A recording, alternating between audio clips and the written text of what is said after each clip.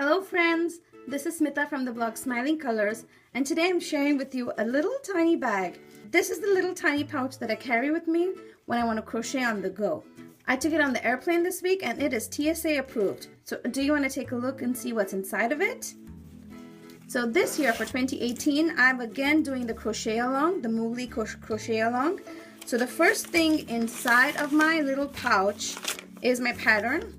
I printed double-sided and I fold it up. Other than that, I have my crochet hook. This is a new bamboo set that I'm using that I really like. It's kind of cool and looks pretty in the photographs as well. I also always pack an inexpensive hook as well, because when you're crocheting in an airplane, you might drop your hook or it might get stuck in between somewhere, and if you lose it, you always want to have a backup because otherwise you can't be crocheting. Then this is how much of the block I finished right now. I like taking something that's printed on a paper and transforming it into something that's so pretty. So this is how much I actually got done on the airplane, by the way. I slept a lot. Other than that, I have 4 balls of yarn. 1, 2, 3, 4. I actually can keep another ball of yarn if I need to, but right now these are the colors I'm using. And finally, I have a little scissor that's foldable. It opens up and it's pretty blunt, so I'm not scared that it's going to pierce something or cut something, but it's sharp enough to cut the yarn while I'm working on it. And it folds back neatly just like that. And it went through security clearance at the airport very easily, so I was a happy girl. So let's pack it back. I have my pattern, scissors, I have 4 tiny balls of yarn.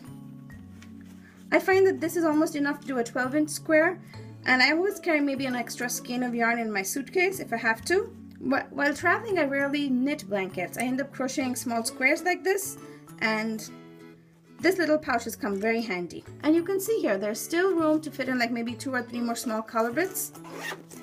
So this is a great way to use up your yarn stash. Just throw in some leftover yarn balls into your little pouch, and you can make maybe a book sleeve, a bookmark, a little scarf. But I usually end up making granny squares because I love making granny squares. And I plan to share a granny square blanket with you all soon, so stay tuned for that. So this little pouch that I'm using is pretty tiny, and I actually got it from a subscription box. I used to do a makeup subscription to the company called Ipsy, and this was the little pouch that I got with it. I always save their pouches. I was a big fan of those more than the makeup. But I'll link to a couple other small pouches, or you can use anything that you might have at home already. I'll also link to the little pair of scissors. I bought that years and years ago, but I found something similar and I'll link to it below in case you're looking for something to travel with. Let me know in the comments below if you like to knit or crochet while traveling. What do you pack for a road trip, and what do you pack while you're going on an airplane? I would love to learn more. Thank you so much for watching this video, and I hope this was helpful for you. Make sure to stop by my blog for lots more knitting and crochet inspiration. Till I see you again, happy crafting!